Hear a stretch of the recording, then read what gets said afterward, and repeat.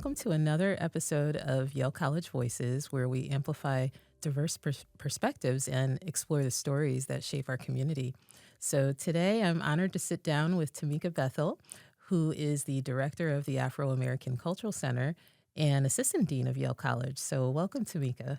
Season's greetings. Yes, Thank you for having me. My pleasure. I'm so glad you could make it, and take time out of your busy schedule to come here today. And I'm just really excited because we've sort of worked together for a few years now, but never really, we've never really had time to sit down and get to know each other. I'm really excited to hear about your inspiring story. So I'm going to read your bio and then we'll just get started. So Timeica Bethel began her tenure as director of the Afro-American Cultural Center at Yale in August 2022. Her leadership within the House and Black Yale community spanned 17 years. From 2007 to 2011, when she was a student in Yale College, she took on an executive board role with the Black Student Alliance at Yale weeks after arriving as a first-year student.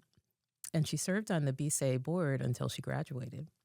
Throughout her 4 years, she was a leader of multiple house organizations, including the Black Church at Yale, the Dominican Students Association, and the Urban Improvement Corps, which my son benefited from, by the way.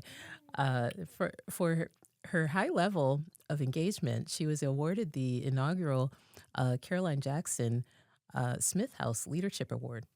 As an alumna, Timeica volunteered to lead the planning of the 50th anniversary celebration of the Afro-American Cultural Center as an alumni co-chair. For 3 years prior to returning to Yale, Timeica was a program director at Link Unlimited Scholars, a robust fellowship that illuminates the path to and through college for Black middle and high school students in the Chicagoland area. She also brings experience as a previous Teach for America Corps member and teacher in her hometown of Chicago. After teaching for 4 years, Timeica joined TFA's staff, serving as a manager of teacher leadership development and recruitment director for 4 years. She brings her leadership experiences as a student, alumna, teacher, and counselor with her as she proudly returns to Yale. And by the way, this bio is from a couple of years ago, so you've been here for a while. Timeica is a fellow of Davenport College, a trustee of Jonathan Edwards College, and a member of Alpha Kappa Alpha Sorority Incorporated. She's a lifelong learner and educator and lives by her high school slogan, "Everything to help, nothing to hinder." She is passionate about educational equity and providing people with the opportunities and resources necessary to be successful. Dean Bethel earned her BA in sociology from Yale College. So Timeica, thank you so much for taking time out of your busy schedule to be here today. I'm so happy to finally get to know you because we've been working together for a few years, but we've never had a chance to really sit down and have a conversation. Of course. Thank you for having me. I'm excited. Yeah, absolutely. So I'm wondering if you could share a little bit more about your childhood in Chicago and what that was like. Yes, absolutely. So I love my city. First of all, shout out to Chicago and all the Chicago Yaleys. I grew up in the Leclerc Courts housing projects, so a low-income community on the southwest side of Chicago, not far from Midway Airport. I went to Chicago public schools up through 8th grade, and I was raised by my grandmother with my 3 siblings there. When I graduated from 8th grade, I got a scholarship from the Daniel Murphy Scholarship Fund to go to pretty much any kind of private or independent high school of my choice. They're partnered with a lot of amazing schools in Chicago, but across the country. I was looking for a boarding school. My grandmother said, absolutely not. Really? Oh, really? Of course. I was the oldest girl, and she very much wanted me to be home. She was not ready for me to let you go. Yeah, of course. It made sense. Right. And so I was supposed to go to the same high school as my brother initially, Providence St. Mel. But they called us a week or so before I was supposed to start high school to say that they accepted too many freshmen. Oh, wow. And I couldn't come there. Oh. Yeah, so So that was then what scary. happened? Yeah. And so we went to meet with the folks at Daniel Murphy at my Mhm. scholarship, and Mhm. they gave us a bunch of brochures for some of their other partnership schools and said, hey, try to pick one of these and we'll see Aw. what we can do to Oh, get you in wow. somewhere else. Mhm. Um, and at 14 years old, that's It's a that's big decision. scary, Yeah, yeah. right? And I was just not really prepared to make that decision Yeah. just based on a bunch of brochures. So Right. I was convinced that I would be going to my neighborhood high school at that point. It just Mhm. felt like it was too late. Oh. But they had a summer bridge program of sorts for the scholarship, and it Mhm. was held at Francis W. Parker School that summer. Oh, wow. And so we were going to Parker every day for that bridge program the following week. Mhm. And on the penultimate day of the bridge program, the director of the scholarship came and grabbed me during, I think, our lunch break or something, Mhm. and took me up to the principal's office. I Oh. had a chat with him. He gave Mhm. me a tour of the school, and then took me to the admissions counselor's office, and I had a chat with her, and she Mhm. said, well, we would love to have you Oh, here wow. if you'd like to come to Parker. And at that point, I was just like, okay, Yeah. sure. I mean, Right, like, how there weren't any other options. yeah, So I was yeah. like, okay, great. Yes, Mhm. I'll come here. Fully thinking that I'd go there for a year and Oh, then wow. transfer Mhm. to the school with my brother Mhm. because he was my best friend. I wanted Mhm. to go where he was. Mhm. Um, and I always say that Parker is the best thing that ever happened to me, and Yale is the best decision I ever made Mhm. because I didn't really choose Parker, Mhm. but it was the most amazing place. Oh, that's so I awesome. learned I learned so much there. Mhm. It's such a wonderful school. The Mhm. resources are unmatched. I like to say that it was my pre-Yale Yeah, yeah. because it very much is. It's like Wow. Yale but smaller. Wow. Yeah, and so I experienced the culture shock of going to a PWI Mhm. for high school instead of when I came to Yale, but Mhm. it was also just amazing resources. I learned so much about the world. I learned so much about myself. Yeah. It was an hour and a half away from my Oh my house. gosh. And so I took public transportation for an hour and a half Oh every my day, gosh. bus, train, bus every Yeah. morning Oh my goodness. to get to Lincoln Park. Mhm. But I would not trade that experience for anything. Wow. The first time I got on an airplane was with a group of folks from Parker when we Mhm. went to New Orleans after Hurricane Katrina Oh, wow. to do some relief work with Habitat for Humanity. Mhm. The first time I left the country was because of a summer opportunity that the dean at Parker found for me Oh, to go wow. to South Africa Oh the my summer before goodness. senior year of high school. And so Parker opened up so many doors for me. Yeah. Um, and I loved it. I learned a lot there. Yeah. And Parker is what put me on a path to Yale. That is amazing. And so, a couple things that stood out to me. Well, first, it sounds like you're very close to your family, and your grandmother is like the guiding light, right? Absolutely. Um, and just in terms of your experience, like how important it is to have programs like that. Um, so I'm wondering if you could share more about how so once you went to Parker, um, what were there other schools that you applied to, or what did you know you definitely wanted to come to Yale, or what was that like? So so my college application process was interesting. Mhm. Um, I growing up, I always said that I was going to go to an Ivy. Um, I didn't always say Yale. Mhm. Um, Eighth grade year, I was the valedictorian of my class, Mhm. and I named one of our sister institutions Mhm. as a Mhm. place I would go. Mhm. I won't say which one.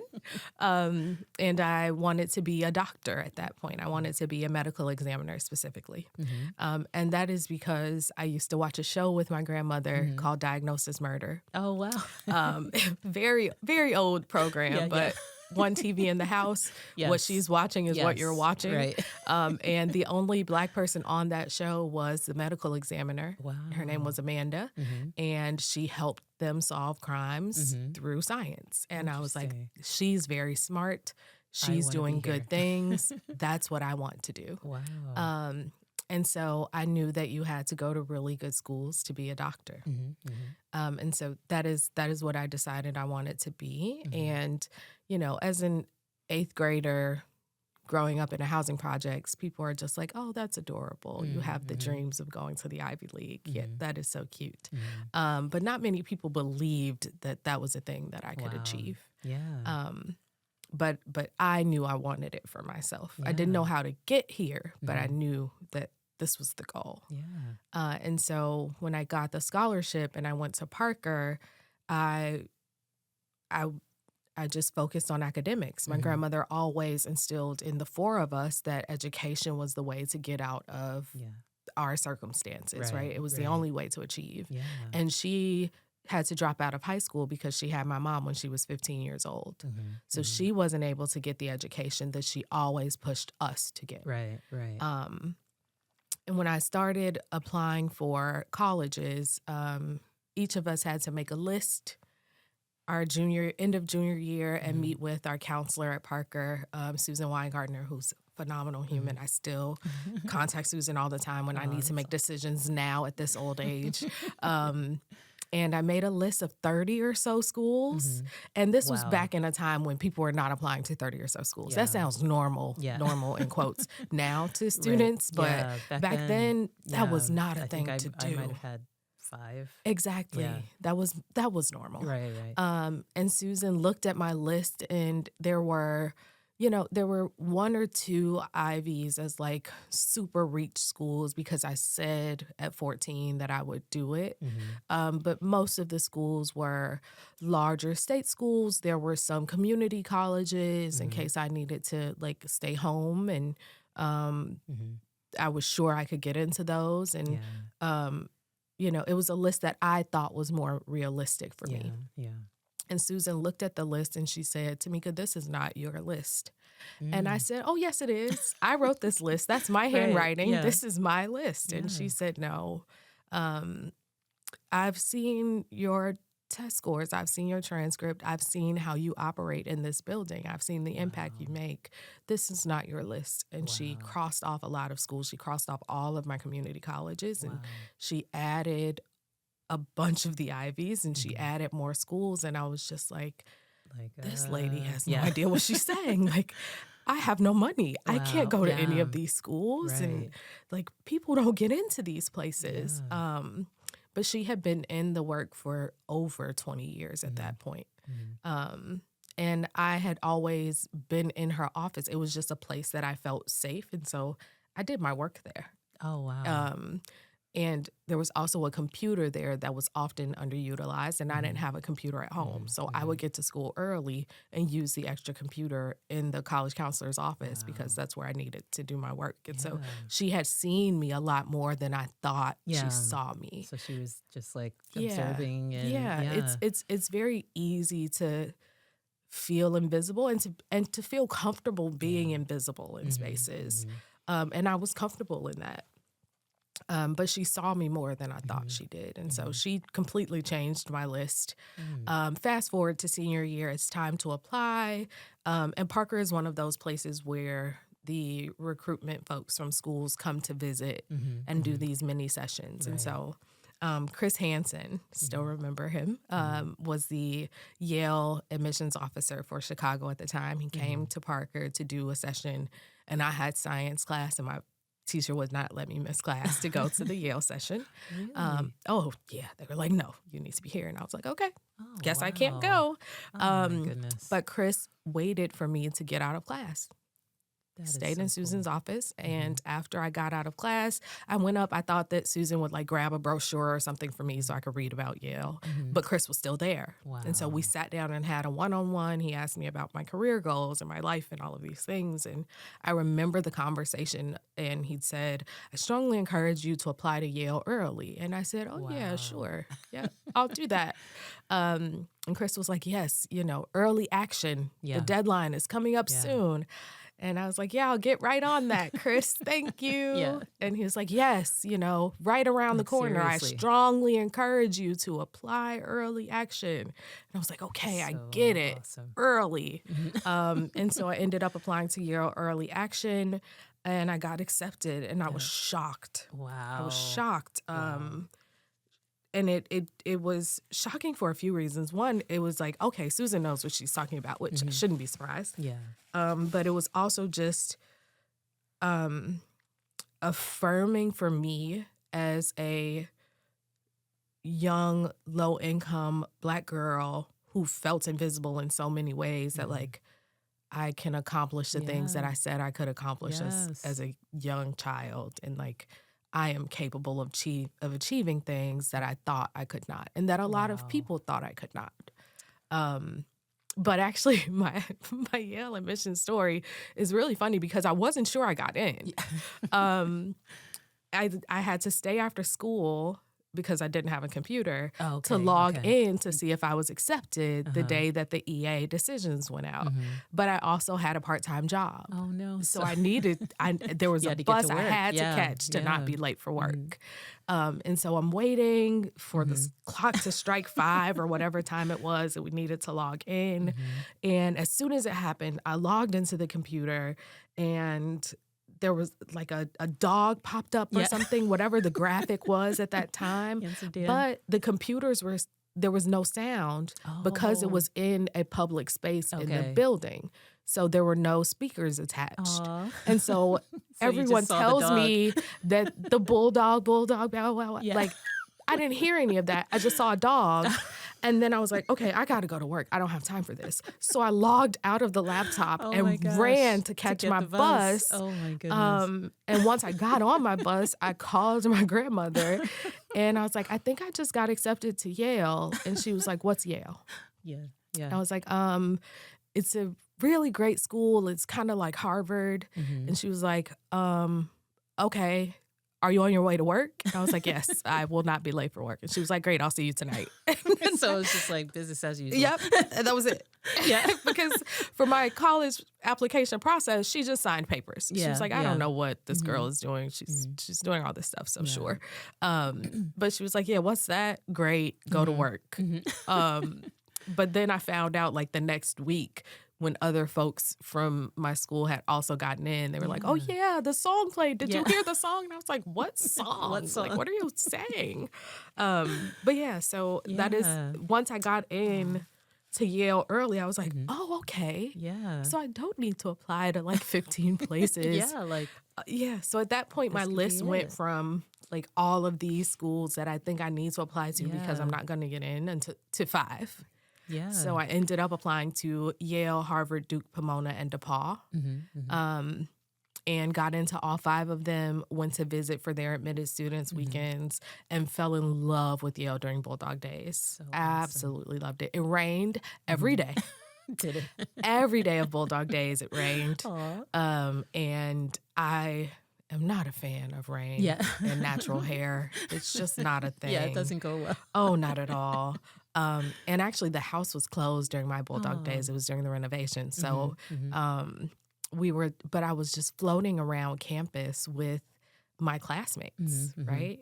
Yeah. And just meeting people that I felt like I could spend 4 years of my life learning with, living with, really getting to know. And the best part, the thing that kind of sold it for me was I remember standing on cross campus and I was trying to find this class that I wanted to go like audit because nerds, we all are. Yes. And I couldn't figure out like how to get there. And a student stopped and said, hey, are you like a pre-frosh? Are you looking for something? And I was like, yeah, I'm trying to get to this class. And the student was just like, instead of giving me the instructions, she was just like, oh yeah, I'll walk with you. I'll walk you over. Oh, that's so awesome. And that to me was like, okay, this is Yale. Yeah. The person will help you. Right. They won't just expect you to get out of their way or say like, oh, go 4 blocks that way, 2 blocks that way, whatever. They will go out of their way to make sure you get what you need. And that was a very special moment that solidified that Yale was the place where I could be safe and grow. That is so amazing. You actually gave me goosebumps when I, hearing your story, because I I love that you had a person who your guidance counselor easily could have just gone along with whatever you had on your list and Mhm. just followed, okay, this is what she wants to do. And I love that she pushed you to do more, even though you're kind of like, I don't know. I mean, yeah, Yeah.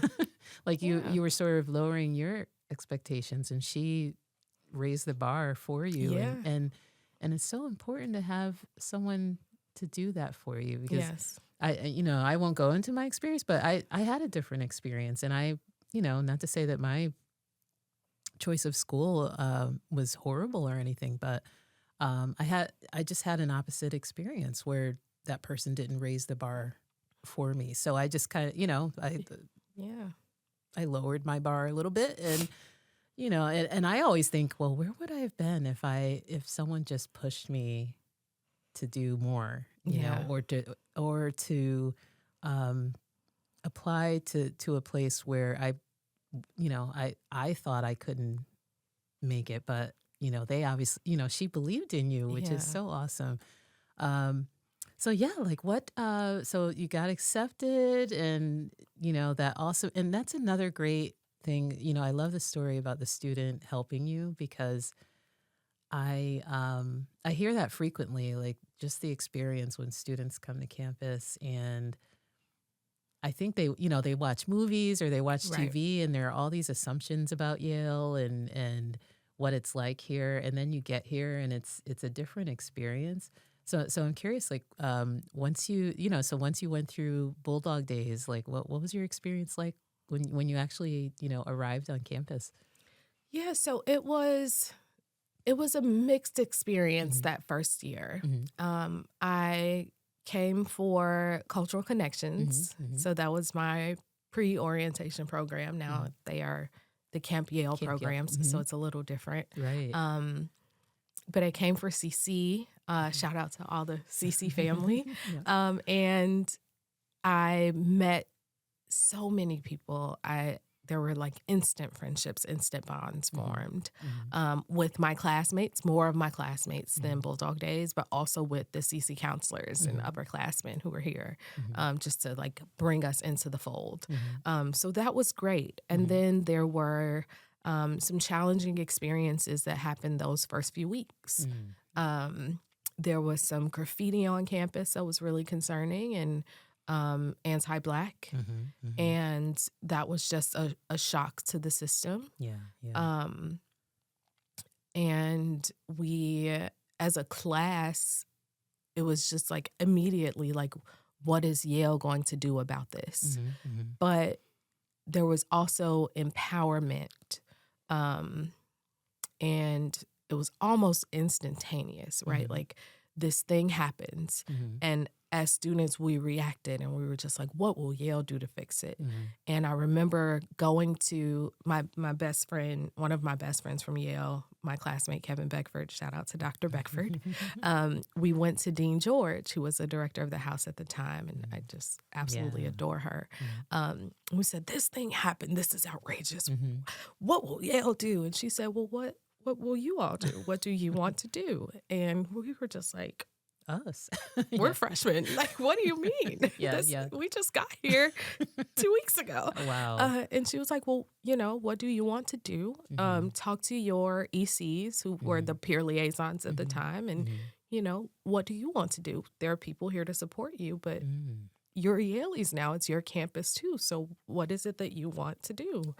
Wow. And it was a moment of like really feeling like, okay, yeah, you're right. Like we Yeah. are here now. This is our campus too, Hmm. and Hmm. we have a voice. Hmm. And I had never, right? I spoke about feeling kind of invisible and being comfortable in that Mhm. invisibility, Mhm. this was a moment where someone was telling me, you don't have to be invisible, Mhm. right? Yeah. You're not that here.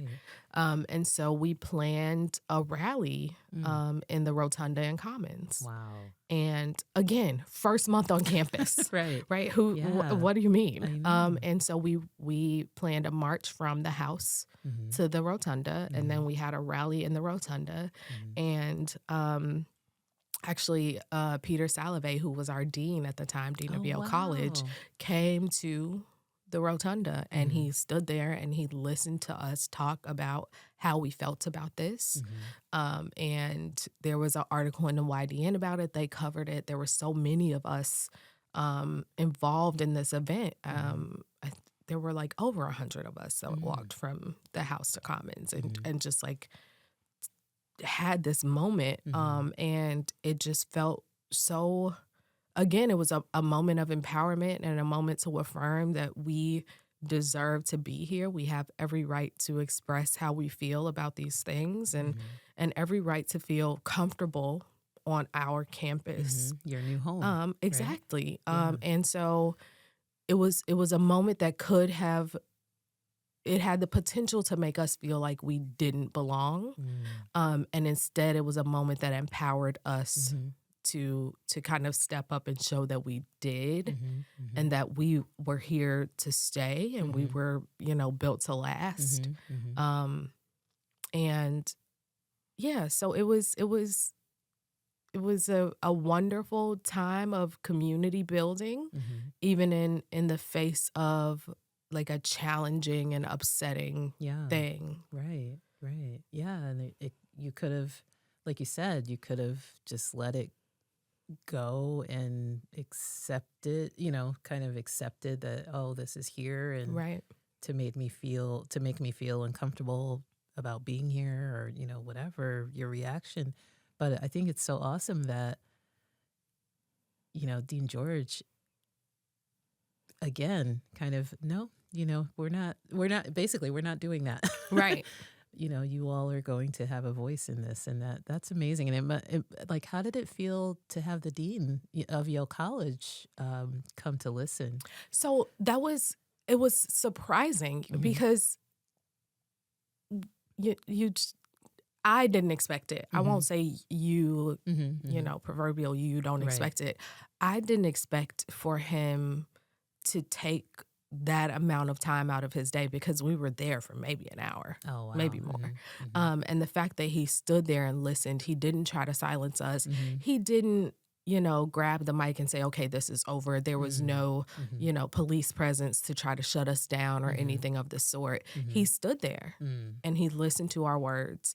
Hmm. And that was really empowering for us, Hmm. especially as first years. Yeah. Yeah. Um, and I think especially as someone who was very nervous to even participate in something like that, Hmm.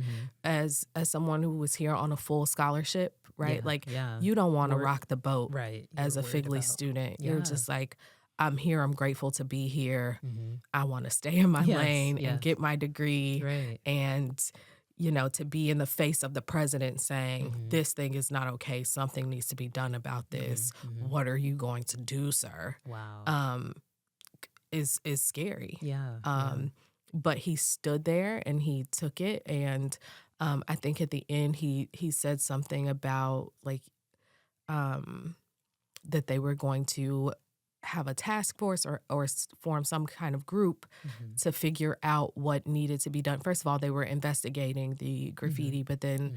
they were going to figure out some way to build a sense of understanding and belonging and community on campus, Hmm. Hmm. um, so that incidents like that wouldn't continue to happen.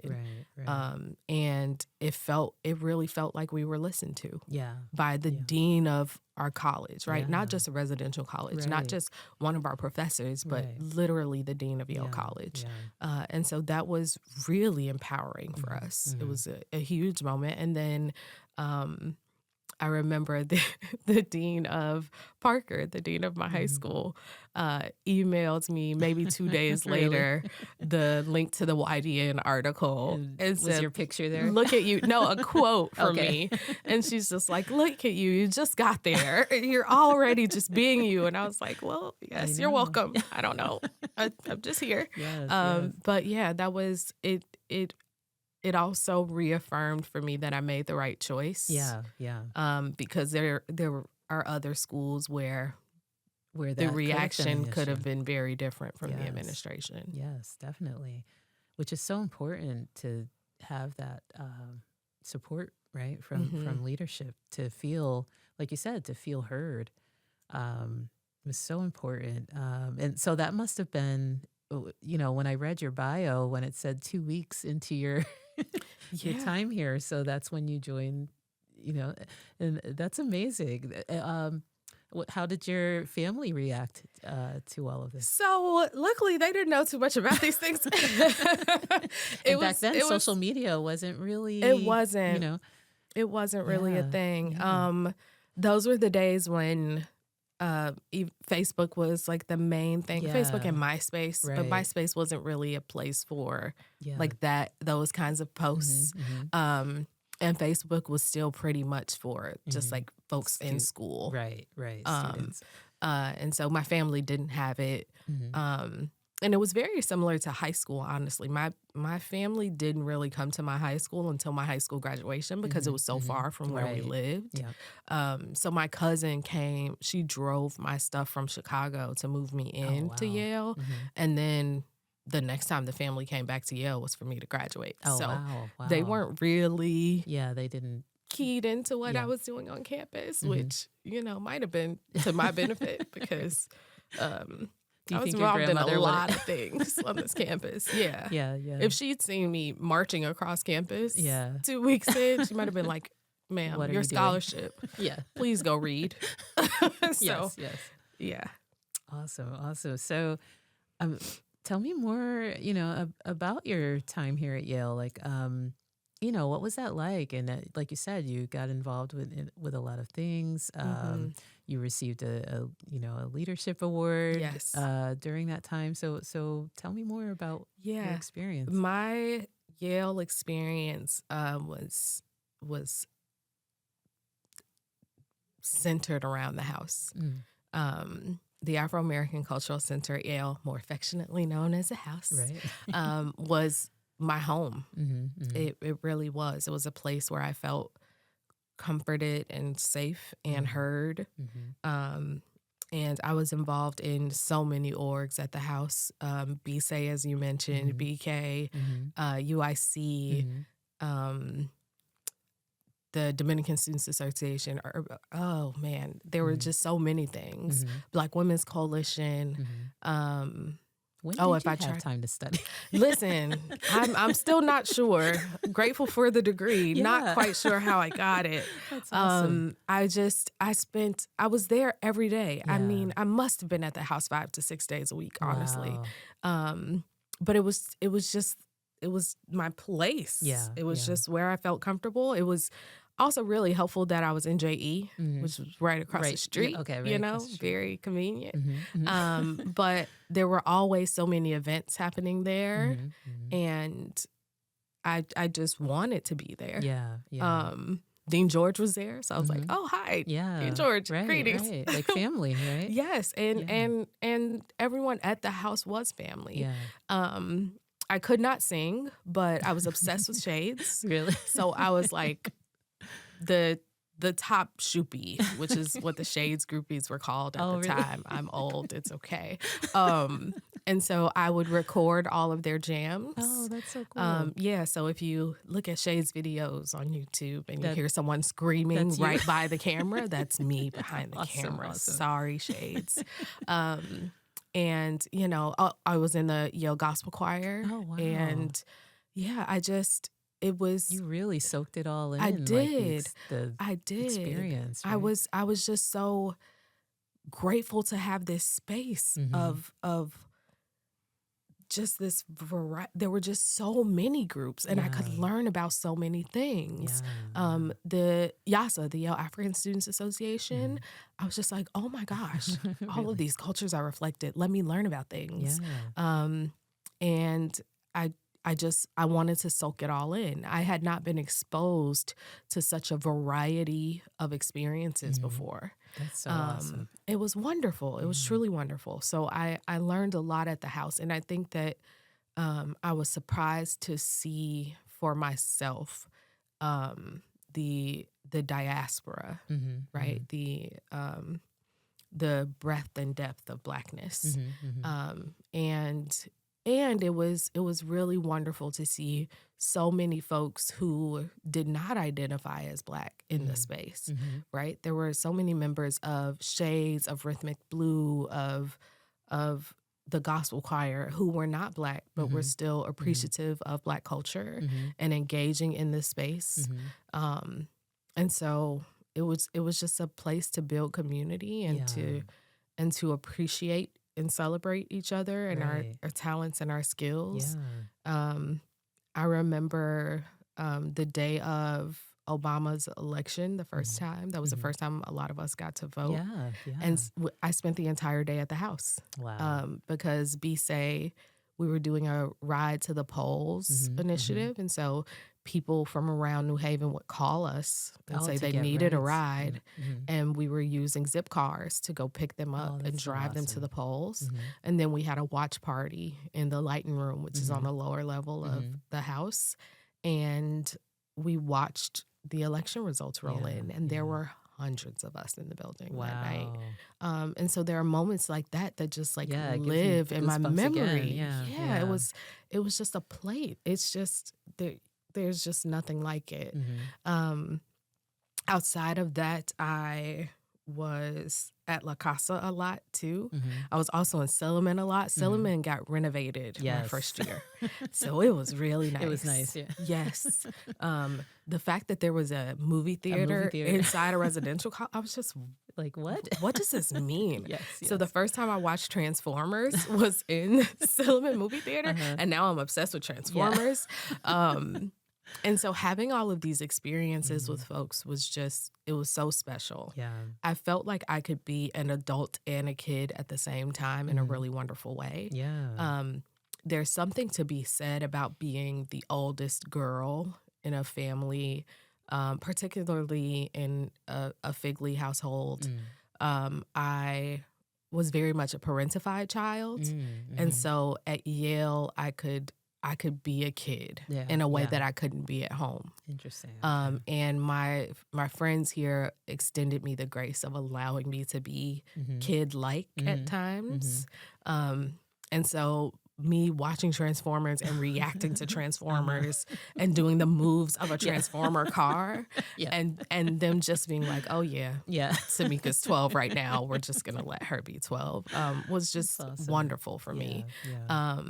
Because I didn't get to do that as a child, right? So there were just those moments, and learning to play pool and all of those things. It was a wonderful experience.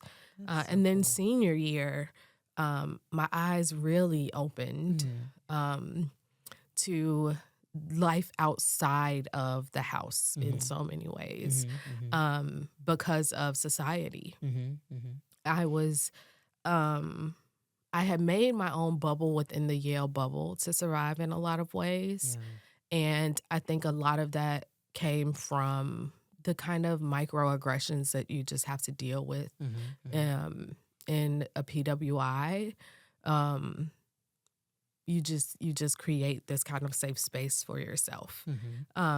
But senior year, because of society, I now had friends, in the athlete world of Yale and in the comedy world of Yale and all these other spaces. And I wanted to support them and know more about their Yale experience. And so the first time I went inside a Yale football game, like not just to the tailgate, but to actually watch a game was senior year. Really? And I was like, oh, this is so interesting. And I went to an improv show senior year because of a friend in society. And, I started to see all of these other parts of campus. And it was so interesting to me. And I realized how siloed we can be in our experiences. Yeah. And so that was also very eye-opening, and a thing I wish I'd done sooner in my Yale experience. But I was grateful for the foundation that I had, because I became a leader, Yeah. very much so, Yeah. at the house, and I found my voice there. And I needed that. I needed that as a person who had been invisible for so long. Yes, definitely. Wow, this is so amazing. Just hearing your stories, I kept getting goosebumps just thinking, going back to when we first started chatting and, sharing your story growing up and then coming into Yale, getting accepted to Yale, coming to Yale, and then 2 weeks in, you're holding a rally and, Yeah. just this amazing path that you've had. And so after you graduated, I know you did some work with Teach for America. So tell me more about, once you graduated and, what I'm sure you had ideas and dreams of things that you wanted to work on. And then how did it circle back to returning to Yale? Yeah. Yeah. So it's actually, it kind of started during my Yale years. Oh, So okay. I came to Yale pre-med, like so many Yaleys do. And I wanted to be a medical examiner, as I mentioned. And after my, honestly, first semester, but really freshman year, I was just like, yeah, no, Really? pre-med is not the route for me. And a lot of that was because a very young version of myself thought that a doctor was the only profession to get my family out of public housing. And so after freshman year, I decided that I wanted to be a lawyer because that was the other profession that could make enough money to get my family out of public housing. Yeah.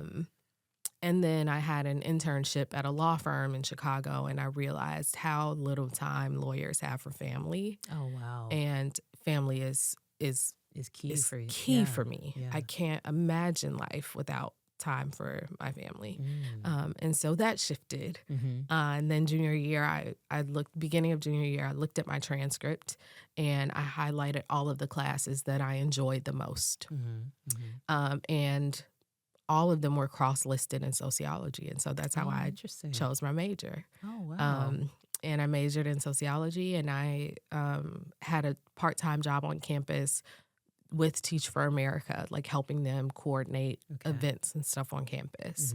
And so I ended up applying for TFA senior year, partially because of that job and partially because a lot of the folks that I greatly admired in the years above me had joined Teach for America. And I knew a bit about the program because of the job, and also because a student at my high school had come back my senior year of high school and talked about how he was in this program teaching in Boston and coaching the baseball team and how important it had been to him after college to join this. Wow. And so I was like, okay, this is something I think I could do for a couple years before, I go off to grad school or something and decide the next part of my journey. And so I applied for TFA. And it was the day that I needed to make the decision about whether or not I'd accept the offer. And initially when I applied, I said, if I get placed in Chicago, I'll accept. Oh, interesting. Okay. Because I only wanted to teach at home. Yeah.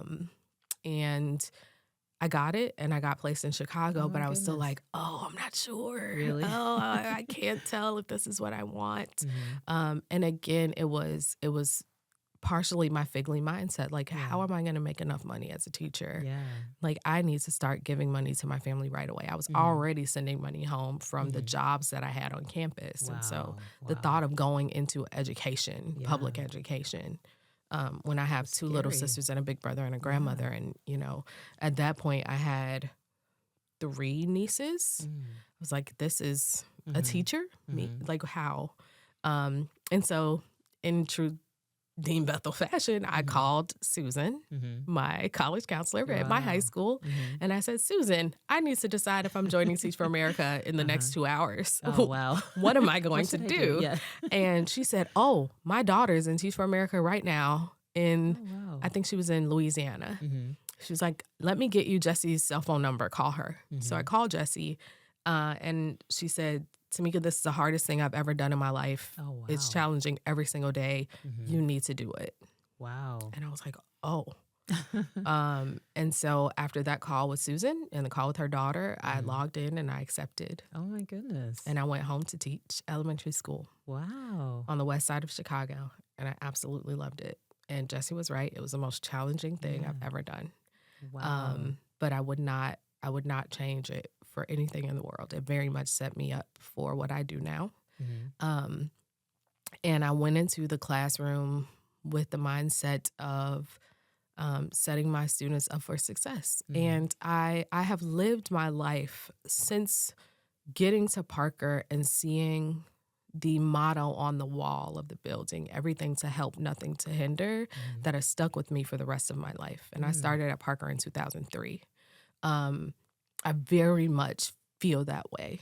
And so I went into the classroom feeling like everything I do for these kids, with these kids, needs to be to help them and not to be a hindrance. And if what I'm told to do in this classroom will hinder them in any way, I'm not going to do it.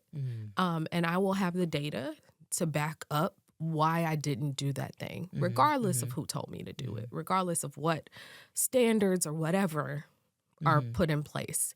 And my students grew, and they were phenomenal. The first year I taught third grade. I loved it. And in my 4 years at my placement school, I taught first through eighth grade in some way because my principal moved me to wherever there was a need in the building. And I learned so much about the education system, and I was able to really understand the differences in how students experience education, because I loved school as a kid. I always loved it. And I had to understand that not every kid is going to feel the way about education that I do. For me, it was an escape from my home life, from my own reality. And I loved standardized testing. I was just like, this is when I get to show people how much I've learned. And to see my students with so much anxiety around those things, I was just like, but why? Like, this is when you get to show what be you glad, know. you know? And I had to realize that not everyone's experience is my experience. And it was humbling for me. And I had to really adapt my own thinking and get out of my own way and get out of their way. And it was, I learned so much, and they learned so much.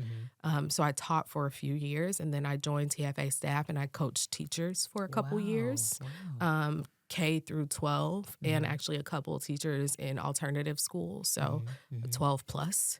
And then I joined TFA national recruitment team, and I came back to Yale and recruited for a couple of years. So there are some Yaleys in classrooms right now because I was here in 2017 and 2018 recruiting them to become educators. And then I went back to Chicago and ran an education nonprofit for a while to help Black middle and high schoolers prepare for college and career. And that was a wonderful experience because they all went to different high schools all over the city and suburbs. But again, everything to help, nothing to hinder. And I think what has really driven me is that I hold high expectations for folks and they meet them. I don't believe in limiting where people can go based on where society says they can go, or limiting what people can and should do based on some arbitrary standard. That's not how I operate. And, you know, if I believe my third graders can leave my classroom multiplying 2-digit numbers by 2-digit numbers, I'm going to push them to multiply 2 digits by 2 digits. And I've found that if I do that and I give them the resources that they need to meet that goal, they'll meet the goal. They'll meet the goal. And that is how I run the house now, right? Like, there are systems in place and processes in place for my 50 student staff at the house to meet any goal I put in front of them. And they meet the goals, right? They exceed the goal. And it surprises people how efficient things run at the house and how how awesome my staff is. When we host events, when there are initiatives, when I'm not there even, the house runs so smoothly. And it's because they have the resources they need to be successful, and I don't believe in limiting them to what people think they can do. Yeah. Oh my goodness. There were so many things you mentioned that Sorry, I'm resonated. saying a lot, No, but it's just I love your story, and I love that like I said, there are so many things you mentioned. One that really resonated for me was just that you sought opportunity because you wanted to help your family. So many students are in a similar position where that's a true concern for them is this. I need to do this to support my family and help my family out. And the pressure, right? It's pressure, stress, I imagine. You were doing this as a student, which I find amazing. And I don't, and we could probably go on forever about what that means, right? That you were seeking a career with the goal in mind of, helping your family. As opposed to, this is a career I like or I enjoy or I'm good at, but it sounds like your ultimate goal was like, I want to be able to help my family. And I don't know, that just resonates for me because when I think back to my time, I was thinking the same thing, like, okay, what career can I, flourish, but help my family and do what I need to do. And I happen to love technology, so it worked out. Yeah. But yeah, it's everything you just mentioned about someone raised the bar for you, and you turned around and really raised the bar for your students, and it's so important for students who don't think that they may have an opportunity to do more, or that they are invisible, right? And when I think back, again, I think about my own experience and just wishing that someone pushed me more, right. And what could I have done if I was just pushed a bit more, or raise the bar a little bit. Because like you said, you set the expectation and they meet or exceed it. And it's like, look at what you've done. I imagine all these students who work at the house, and I mean, are they amazed at their own achievement there? I think when you're in the midst of it, it's hard to see what you're doing or what you've accomplished. I think looking back, you'll see it. Yeah. And so I hope, next year, 5 years from now, when they're in their careers, they'll look back and say like, wow, these project management skills that I have, that's because when I was at the house, I organized 5 events for Black History Month that one time, or, and it's but the important thing about holding high expectations and really raising the bar is you cannot do that and not provide the resources necessary to meet the expectation. And I think that's where we sometimes go wrong, is we hold the high expectation, but we don't give people the resources and skills they need to meet it. And that I've seen that happen in classrooms. I've seen that happen in other spaces. And that is where the distrust is built, and that is where the disappointment happens. With my students in the classroom, if I want you to grow 6 reading levels in a school year, that means that I have to give you the one-on-one attention and support necessary. I have to know where you are and where the gaps in your knowledge are and help you fill those gaps to make sure you can meet that goal. And at the house, if I want you to, as a team, plan 14 events for Black History Month, it means that I need to give you an event planning guide. I need to give you contact information for the folks you want to invite for these events. I need to meet with you to see your progress towards these goals. I need to give you a budget Some for your guidance. events. I need to, right? So I can't just say, here's your goal, here's the expectation, but I also need to give you the resources to meet the goal. Get there, Without the resources, the expectation means absolutely nothing. It's almost setting someone up for exactly. And then you won't trust me anymore. And you won't trust yourself. You won't believe in yourself. Your confidence is lost because I set you up to not be successful. Right.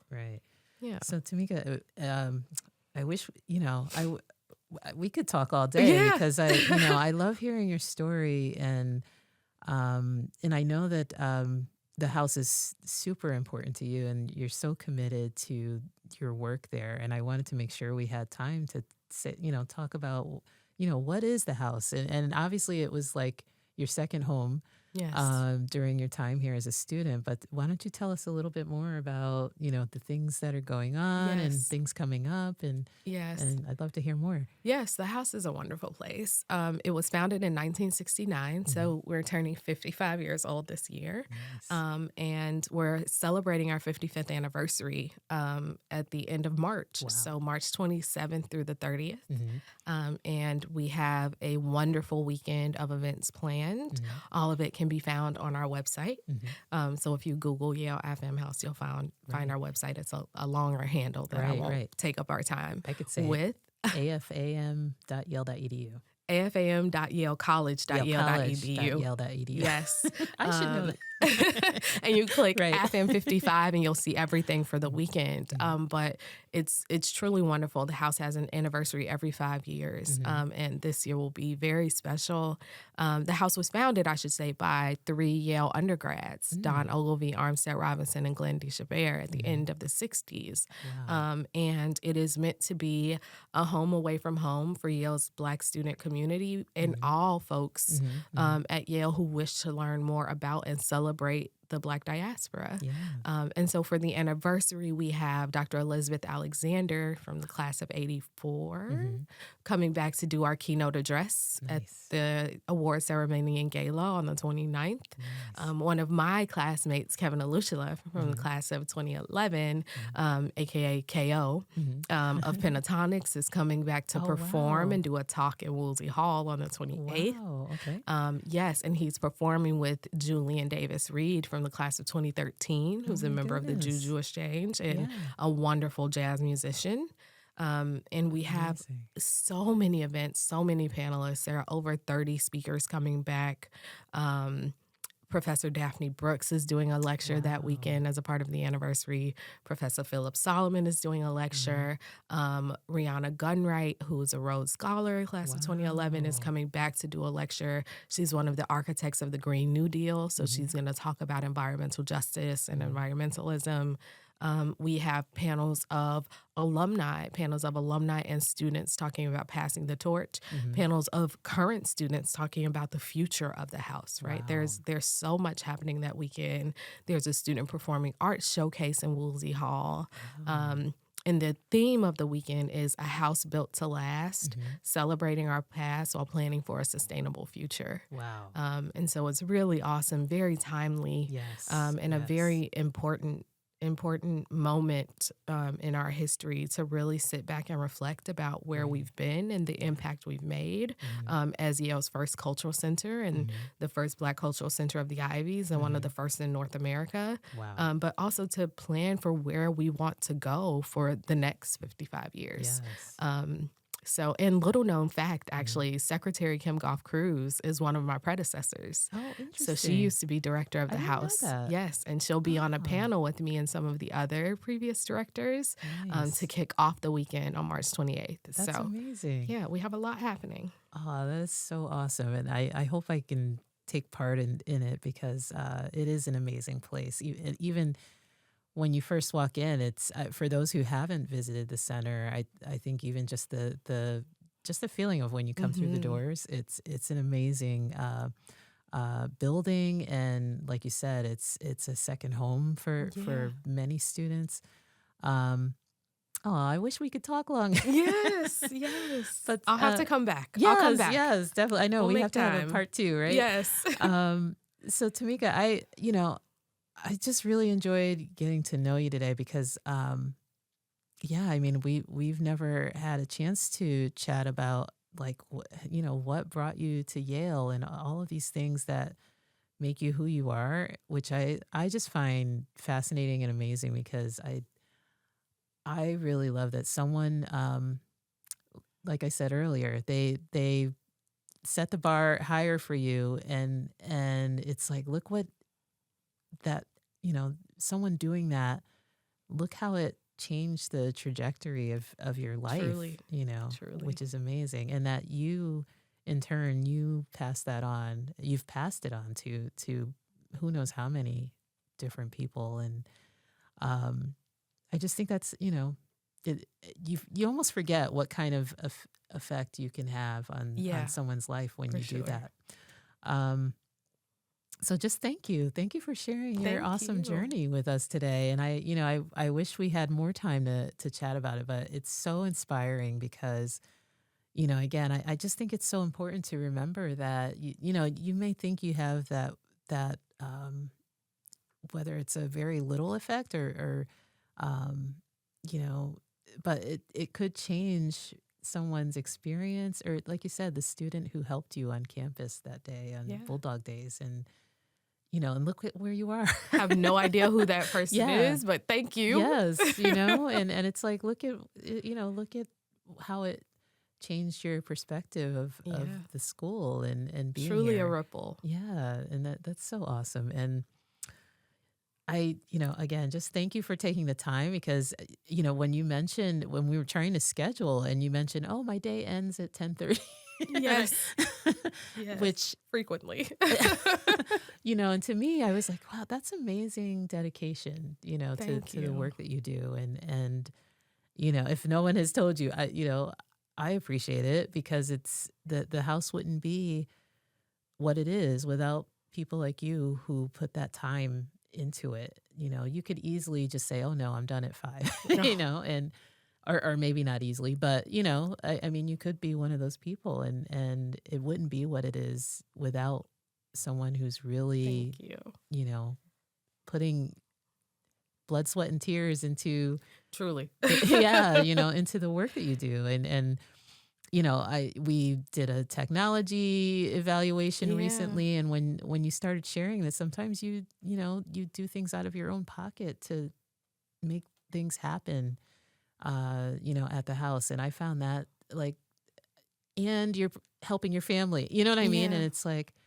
you've made the house, like a priority as much as your family, which I find amazing. And I just hope it doesn't go unrecognized. If it has been, then I'm recognizing it. So, I appreciate that. I think that's so awesome. And to our listeners, stop by, like you said, March 27th through the 30th. Through the 30th. Yes. You can head to our website to register. Awesome, Registration is open. It closes on March 12th, so get in while you can. Mm-hmm. And there's a discounted rate for current students. Awesome. And it's also on our Instagram at Yale AfAm 55, Yale AfAM 55. Awesome. Thank you so much, Timeica. And to our listeners, stop by the house. Even if you can't make it to the celebration, come by just to, be in the space. Be in the space. Make it your second home. Yes. Tamika, thank you so much. This was awesome. And to our listeners, you know where to find us. We're on YouTube, Spotify, SoundCloud, and Apple. So definitely check out this episode. And again, just thank you, Timeica, for sharing your story. Thank you. This was great.